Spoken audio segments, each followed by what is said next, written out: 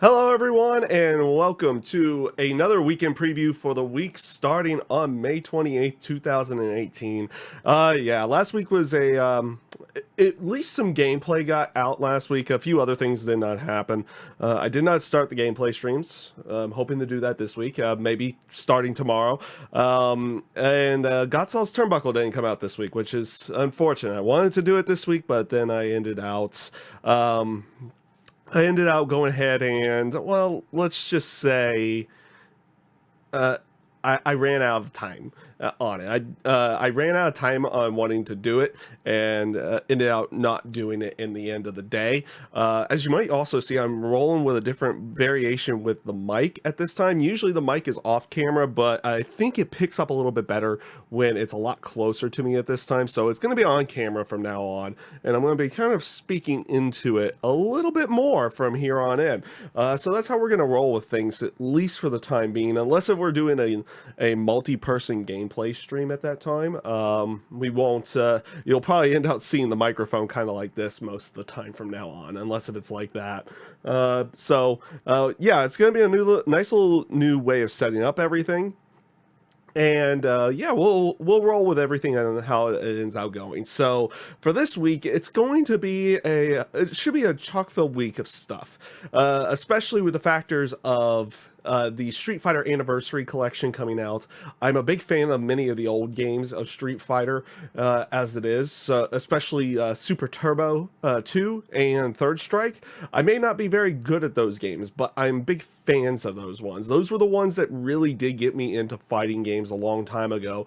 That and especially playing Street Fighter 2 on the SNES a long time ago. I did actually do a lot on there when I wasn't in arcades trying to play the game. So those games kind of got a little history for me and a little bit on that side. So the anniversary collection is coming out. It has all 12 variations of Street Fighter 1, Street Fighter 2, and Street Fighter 3, and the Alpha series on there as well. So I am more than likely going to be playing some online matches throughout this week. Whether they be streamed or not at that time will be up to how I feel at the moment. But I do plan on at least doing some recordings in each of those games with some online matches, see how the net code's going, and we are going to see how well these games actually play. Are they going to be the arcade perfect areas that they were saying that they were going for, at least in the terms of the gameplay? Is anything really going to change? Is something new going to show up in there or anything on that side? So it's going to be one of those things that we see what is gonna happen. They did kind of say these were gonna be arcade perfect style machines when games when they came out, and like I said, we're gonna see how everything ends up playing out, and if they are, they are, and that's great. I love that because those are the variations of the games I like the most. I like the aspect of Third Strike Online a long time ago, especially once they fixed the net code up a little bit more and made it a little bit better, and it ended out working a lot better. But it wasn't to what I had played in the arcade a long time ago. If this is what if it is like that, like the arcade variations of these games from a long time ago, I think this is going to be great. And here's the great thing about it is that they're also on Steam, meaning once the consoles are gone, once the console variations are pretty much done for, we at least have the game for good at that point in time. Well, outside of the fact of maybe Steam going down or anything like that, but we will always have the games at that point in time when, say, the PS4 is on its last legs, and when the Switch is on its last legs, and the Xbox One's on its last legs. You'll always be able to go back to the Steam variation and be able to play it with the PC, and that is what I'm really liking about it, especially if they are as basically what they were in the arcades a long time ago. Now, don't get me wrong, I won't be playing Street Fighter 1. That game's bad. It's bad. We won't do an arcade playthrough of that. Or maybe we will just for the sake of it. I don't know. It will be interesting on that one. I only played that one a few times back in the day. It was pretty much Street Fighter 2 that really got me into it, into the fighting game side. And like I said, the other one that kind of did that was was also Samurai Showdown a long time ago. That's a game I haven't played in a long time though as well. But those will definitely be coming out this week. We'll be seeing a little bit more of those throughout the entire week. Hopefully I'll be able to get some kind of video up every single day on that one, and I expect to get some decent online matches in down the line here. Also, this week, I do expect to bring back Godsoul's Turnbuckle.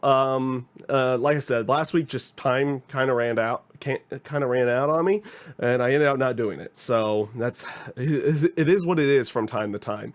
I've definitely been bad about the Godsoul's Turnbuckle stuff in the wrestling podcast side. I want to be better about it, and like I said, in order to do that, I've got to put my mind to it, and and we're definitely on the right track at that point in time. I have worked on a different variation of a logo for the podcast. You might have seen it in last week's thumbnail when we did do the podcast as well. That is going to be one variation of it. We're going to keep it like that until I do come up with a different variation of the logo for Godsoul's Turnbuckle. But we are working on that, and we are going to continue on doing things that way. Other thing that I'm hoping to get done before Money in the Bank, and I know this is all it's really going to do is me find time to do the proper recording for it, is going to be is going to hopefully be a top 10 list for the NXT side of everything.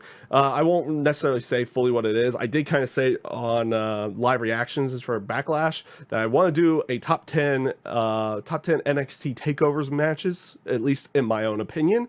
So I'm aiming to do that throughout this week as well. Hopefully I could sit down and record the voiceover, and I've got to find all the photos and everything, and aiming to get the editing done. It looks like I'll just have to try to find some time in there. I think I will be able to. It's just going to be finding the proper time frame to go ahead and do it at that point in time. So I guess also in the terms of doing the weekend preview, we do have Monday Night Raw and SmackDown and everything continuing on through this week. I guess pretty much the preview for this week is the factors of the matches with Seth Rollins and Jinder Mahal for the Intercontinental title.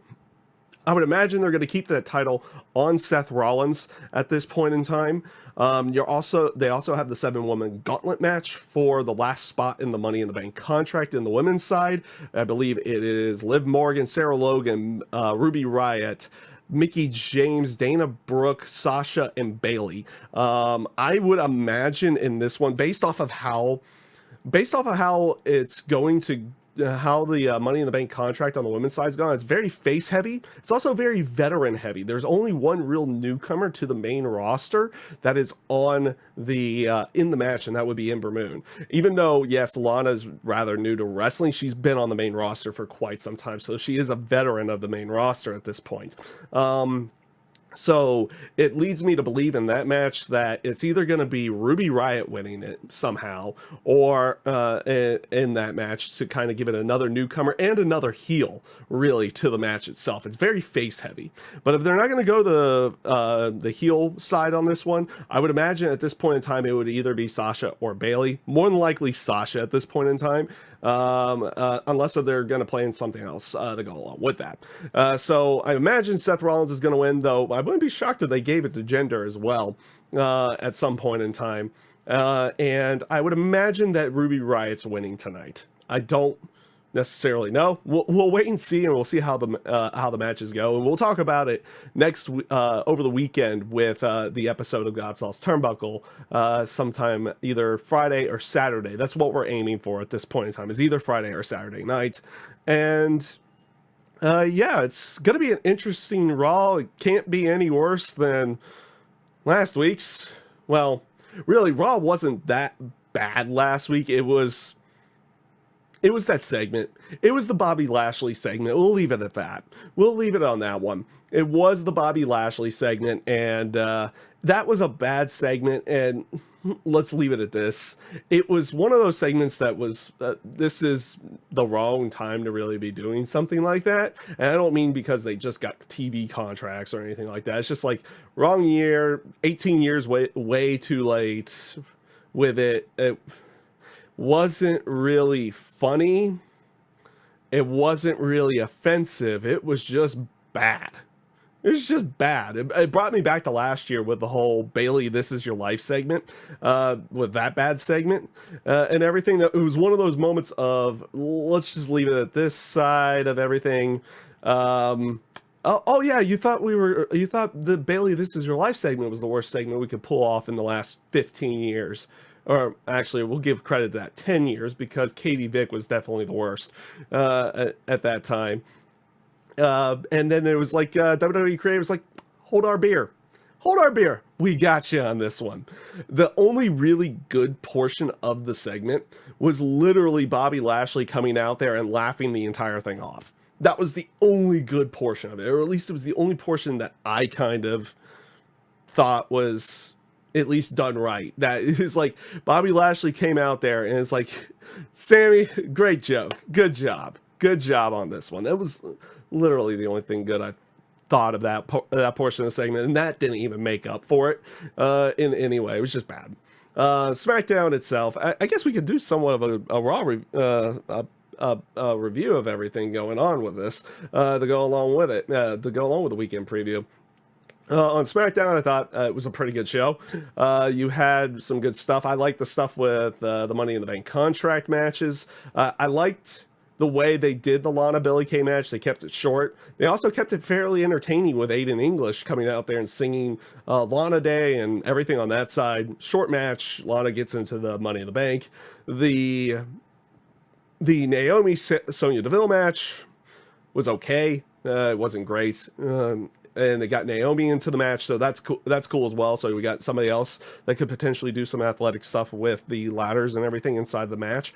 The match with Jeff Hardy and Daniel Bryan, I thought was really, really good. The promos beforehand were great from both of them, from both Daniel Bryan and from Jeff Hardy. I like the aspect of after the match with Daniel Bryan winning and going on to face Samoa Joe for that last spot in the Money in the Bank.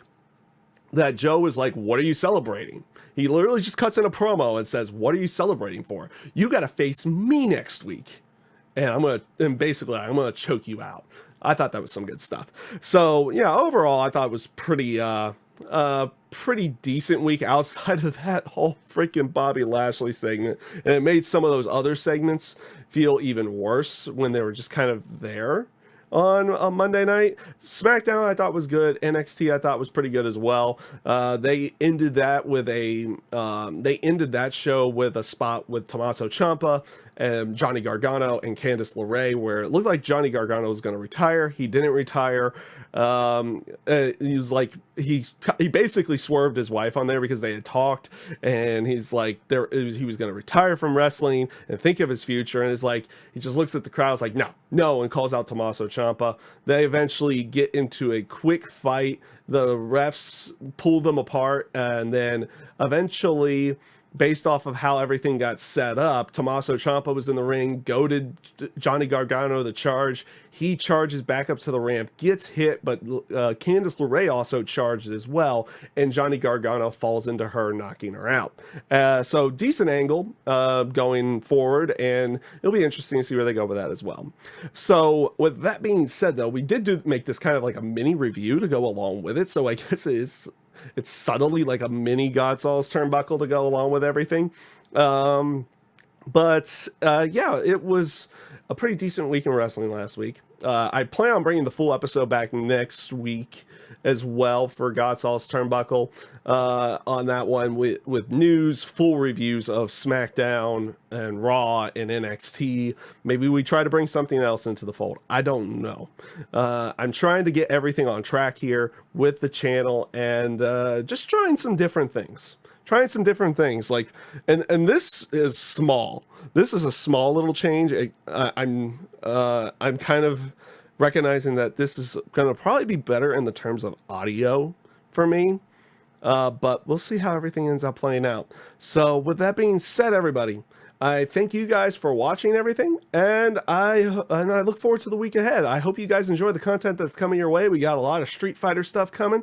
Maybe we sneak some Street Fighter 5 into there, because they just released the Cody trailer last night. Pretty sick looking. I might try to actually play some Cody when he comes out on Street Fighter 5. I know they have a server the servers are going down tomorrow, but we'll be focusing tomorrow on Street Fighter Anniversary Collection. So that being said, everyone, again, I hope you enjoy the content coming to your way this week, and I hope you have a great week ahead. Take care, everybody.